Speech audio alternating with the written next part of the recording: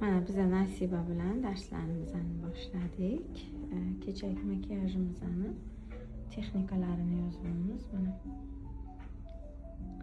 mashq texnikalar bilan o'rgataman. Qalay, yaxshi tushunarli bo'ldimi Nasiba? Yoqdimi? Rahmat, yoqdi. Men shogirdlarim buni prosta rasm, menga daftarga kerak emas deyishyapti. Endi mana kelib tushunishdi.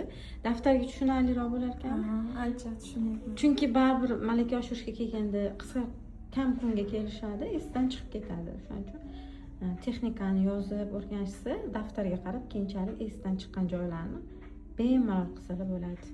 Hozir esa biz endi prichoskaga o'tamiz. Prichoskaga qanaqa qilib sochni tayyorlashni o'rganamiz hozir. Chunki birinchi o'ringa sochni ham qanaqa to'g'ri gafri qilish, tayyorlash muhim narsa. Prichoskada o'shalarni o'rganamiz. Modelimiz hijobli bo'lganliklari uchun sochlarini qo'ya olmayman qizlar. Kuzatinglar.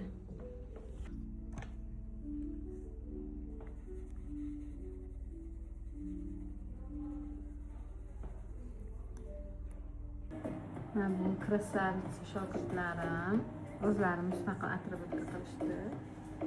Nejamaka juda chiroyli chiqdi. Kipridasi yana xato bor. Yana bu xatoni to'g'rilasa bo'ladi. Ochamiz.